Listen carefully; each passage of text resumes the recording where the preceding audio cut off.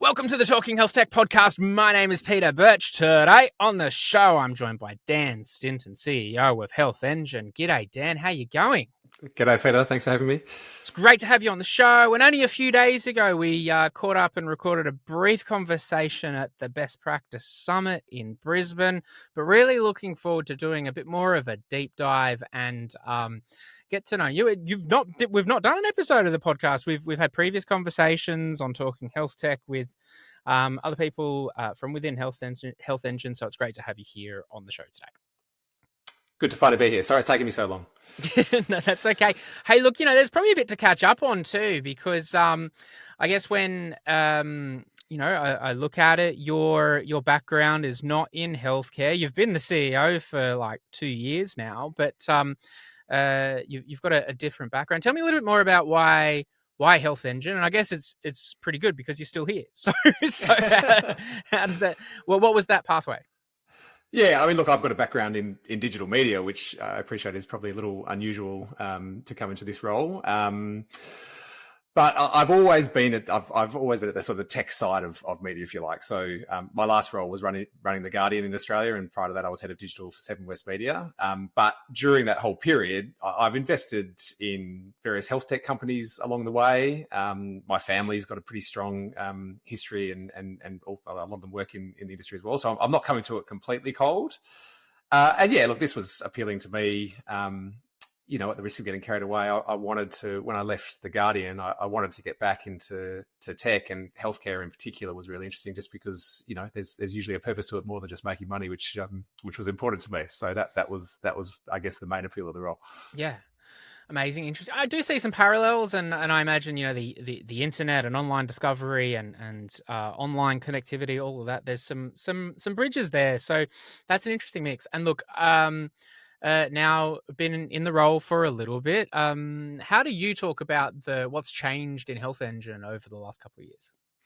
Yeah, so the business has evolved, not in a transformational way, but I think our priorities have certainly changed. So probably the biggest change during my tenure, at least, has been just the investment that we've made in our patient engagement tools and our SaaS tools. So, Healthengine, I guess, came up in its early years as a healthcare marketplace, and that's still a really important part of what we do. But the focus of the business now, and certainly when most of the investment has been into trying to create the best patient engagement tools that we possibly can. So, that's obviously online bookings, which is probably what we're known for, and various companies and clinics and the like use our online bookings on their sites and everything else.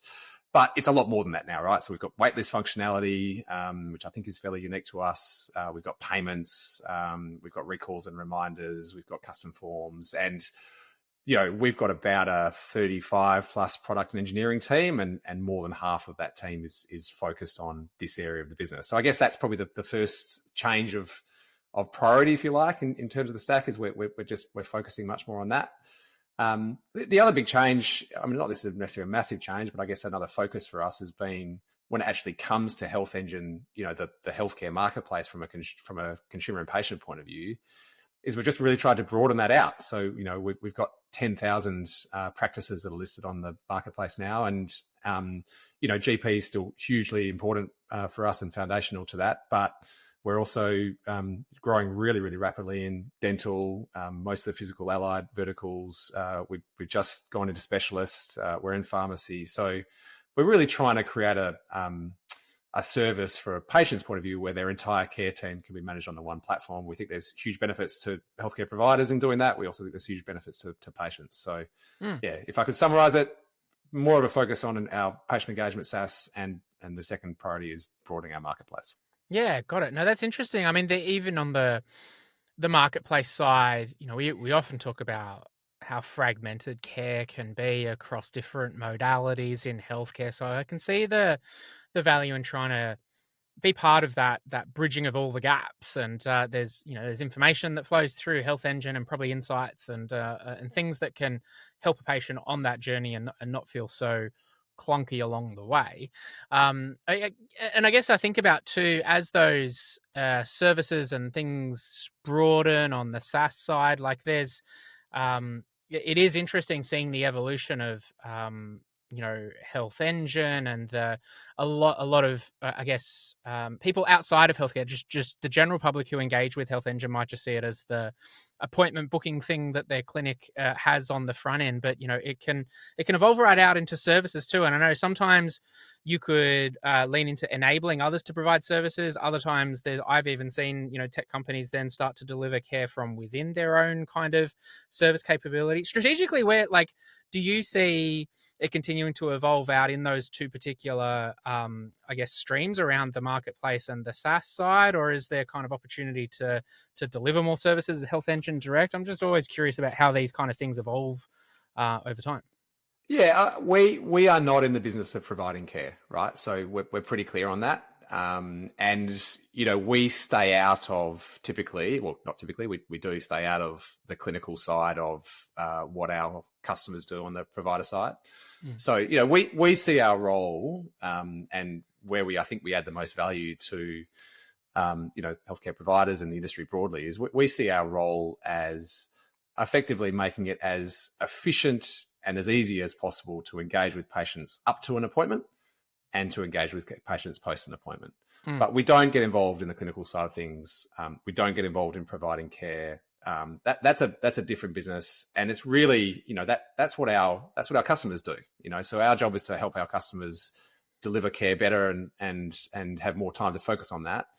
The patient engagement side of things is where we sit. So that's how we look at it. It's sort of everything before and after an appointment. Yeah. I mean, from a patient's point of view, that there's still benefits there too, though, right? Because I guess a lot of people would just view us as an online booking tool, but we get about 4 million patients a month that come and use, or just under, that come and use Healthengine for that purpose. About more than half of those are managing their care team on the platform and within the Healthengine app as well. So, and there are benefits for that.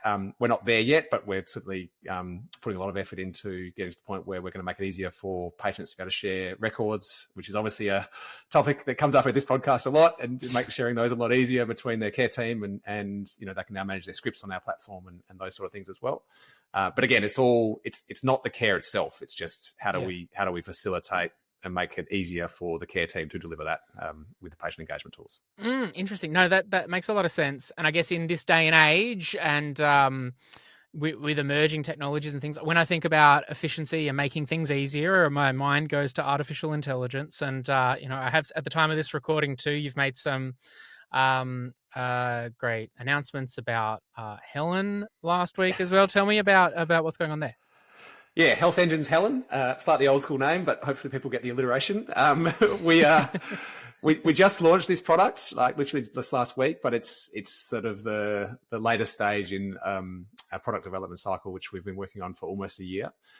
I'll tell you what it is first and foremost, right? So it's pretty basic. It's an AI receptionist, right? So it can answer the phone of a GP clinic, and it can make cancel, reschedule a booking. So it's pretty simple functionality at this point. We did a huge amount of research before we decided to build this. And, from our research, just over half of all incoming calls into your typical GP medical center are people wanting to make a booking or change a booking or cancel a booking. And by the way, there's a real assumption as well that this is an older demographic of people that are doing that. It's actually not always the case. There's actually there's a lot of different use cases, but one of the most common ones, by the way, which I think will resonate with probably a lot of people listening, is it's young people that are getting in their car and they're making a phone call while they're driving and multitasking in order to make a booking. And that happens a lot, right? So there's still a flood of calls that are coming into receptions. And, it's pretty administrative tasks. So, we just saw an opportunity leveraging AI to be able to have an agent answer the phone and take that sort of 50% of calls off the front desk. So we've been piloting this. We started building it just under a year ago. We've been piloting it with about sort of 10 to 20 practices for the last sort of 3 or 4 months. We've very deliberately stayed out of anything to do with the clinical side of things or symptoms side of things. So what Helen does is Helen answers the phone, and it'll ask for the patient's phone number and date of birth and match them directly within the PMS. So we've got integrations with Best Practice and Medical Director. But as soon as a patient mentions anything to do with a symptom or anything else, they get transferred straight through the front desk. So again, we are deliberately keeping this entirely in the administrative side of things. And the other big thing that we focused on is if we just made sure, obviously, that data privacy and security are absolutely paramount. So that's another reason why we've been polishing this for such a long period. None of the data of the patients that are matched ever leaves the practice.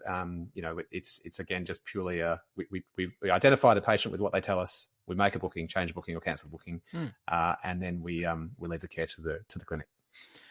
Love that. I'll give you a real world example centered around this very recording that we're doing now. I've made 4 different phone calls today to a particular clinic. For whatever reason, I choose clinics that are so not tech enabled, but the clinicians are wonderful, but it's always, a great opportunity. But, and I called, booked an appointment for this afternoon, then thought, oh, you know what? I'm going to have to move that appointment to earlier in the day. I called up and they moved it to earlier in the day. And then I thought, you know what? I'm recording with Dan and I can do this. And so I called back to move it. But in that time, the booking that I had before wasn't available. So it was moved up to and it was wonderful speaking to a human, but I feel bad calling up the third time. I'm like, oh, I know what it's like on the front desk. And they don't have an online booking capability, but I would have, my gut feel initially was like, oh, would I want to talk to an AI, about that? But then again, I've been chatting to my chat GPT all morning and riff on a lot of things. And, I feel quite comfortable in doing that.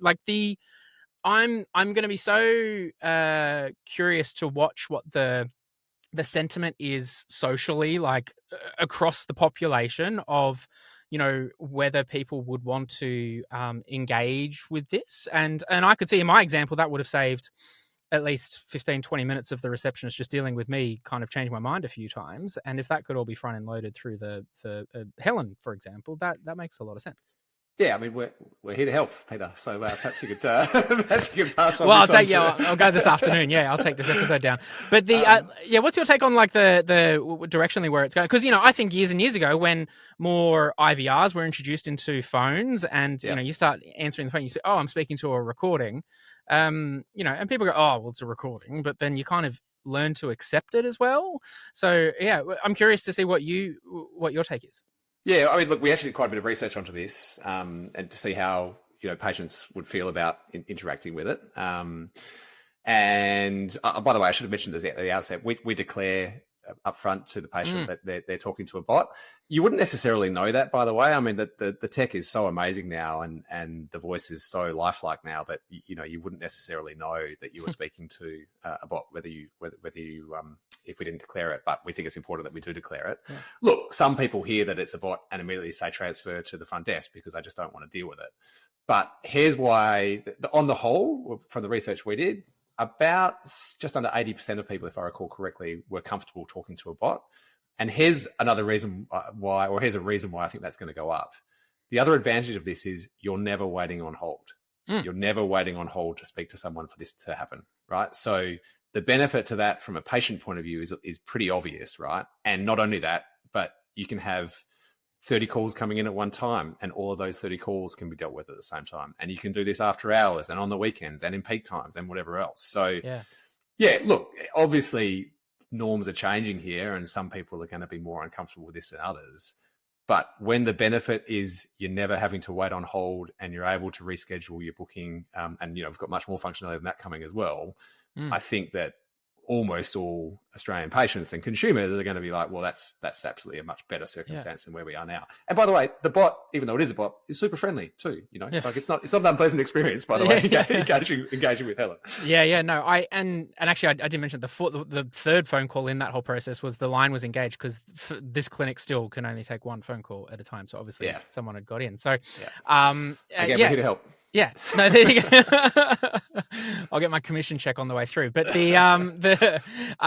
so then look, you mentioned the research, and that's super important to do. And when I think of Healthengine these days as well, your involvement with the Australian Healthcare Index is also pretty interesting too. Tell me about what's on the cards for the next release. Yeah, so we've been doing this survey with the Australian Patients Association, or actually they've rebranded to Patients Australia recently, for since 2021. We used to do it every 6 months. It's a big survey that sort of effectively takes a temperature of how Australians are feeling about the healthcare industry broadly. We've moved this to annual now, just with COVID sort of subsiding. We thought like an annual check-in was probably more appropriate. And we've got the seventh one of these reports coming out next month. So I won't steal the thunder and talk too much about it now, but I guess there is a trend which we have been observing, which is consistently getting a little bit worse every time we do the survey. And that is that Australian patients are delaying essential healthcare because of cost of living pressures. So they're delaying visits to their GP, they're delaying a visit to their dentist, they're not purchasing their medications. So, that's something which there's a lot of reasons for that. We don't necessarily go into all of them now. I suspect your audience would know a lot of them anyway. But the funding squeeze is real, and the impact this is having on Australian patients broadly is a concern. And I guess the reason we do this survey is because it brings that to life and makes it obvious to policymakers, particularly in Canberra, that is the circumstance, and hopefully it has a bit of influence on the national debate.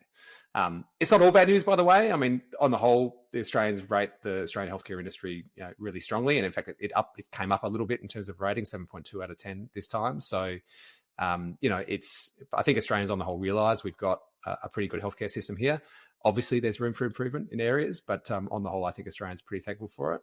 And on the whole, people's interaction with it is pretty efficient, certainly compared to other countries overseas, and you see that in the reports as well. Hopefully, Healthengine has just a small part to play in that as well, in making it operate efficiently. But so it's a pretty important report, and I think it gets a lot of attention nationwide for that reason. Yeah, nice one. Well, we'll make sure that's included in the in either the show notes of this episode, if that's available at the time of release. Otherwise, it'll definitely be in our newsletter as soon as it's out, so people can jump on that to check it out. So I guess in the context of all of that, Dan, like thinking about a bit about the sentiment of consumers and patients and the evolving kind of opportunities in the AI space and just everything that Healthengine's doing on a day-to-day. What's the future plans? Like, where are you kind of heading with this over the coming months and years? It's probably more of the same. I mean, that's probably not a very sexy answer, is it? But it's probably more of the same. So it's a very healthcare answer, though. Yeah, maybe it is. Maybe it is.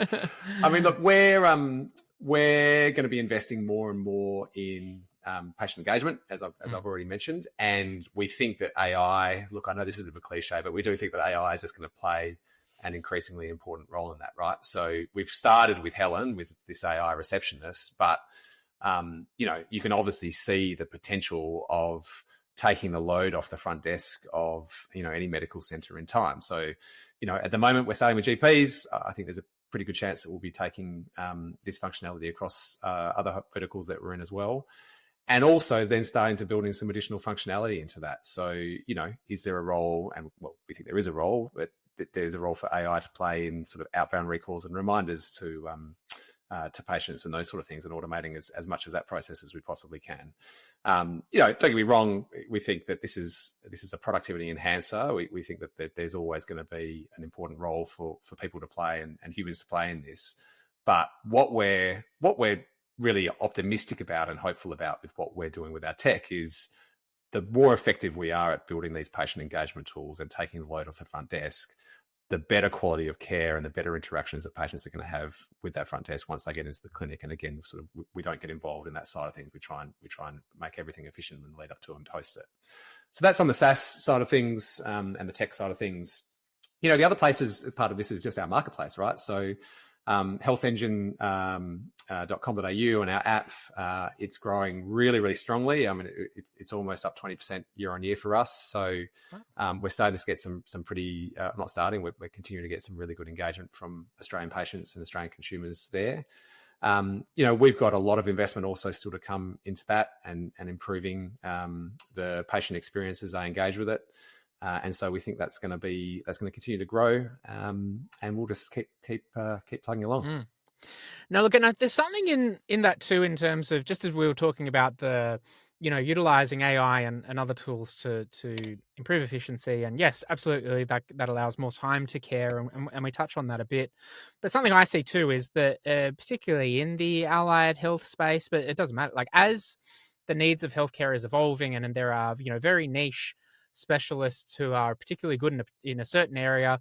I do see sometimes an evolving trend where some of them might want to provide services directly to consumers, and I guess compared to 5-10 years ago, you wouldn't you needed the infrastructure of a physical clinic and plug into all of that in order, and that's the only way for you to be able to deliver a really good service to patients and the seamless experience. But the amount of tools that are coming available now around the patient experience side and just general optimization, it really does make it easier for clinicians of any size, be it through from the large clinic size down to the individual solo practitioner, who can kind of just knock down some barriers that has meant previously they were a bit more inaccessible to patients. So I find that a really interesting area too. I'm watching with interest, and great to hear some of these tools that can enable that as well.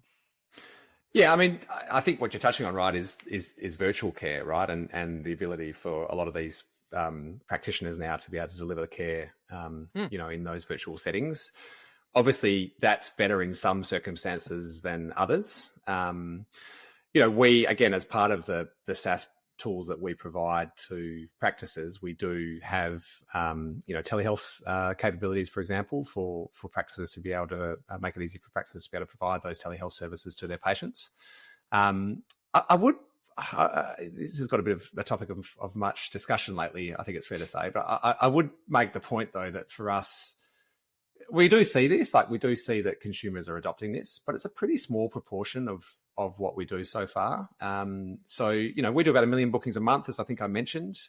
About 1% of those bookings are telehealth. So it's still a pretty small component of it. Certainly in the GP space, what we typically see with that is that it's typically people that are making bookings outside of business hours in the evenings. And it's typically kind of more transactional in nature, to some extent, it's people that are wanting a repeat script, for example, if that's expired or something along those lines. And then people typically go back and see their regular GP, which is something that we encourage really strongly. Obviously, we believe really strongly in continuity of care. Now, across the other verticals, you can see that, certainly some of the tools that are coming out now to enable, some diagnosis of a person's, some physios are even experimenting in this, right? Which is not a vertical that I would have thought we would see this kind of innovation. Again, we see our job as facilitating that and connecting the providers through with their patients.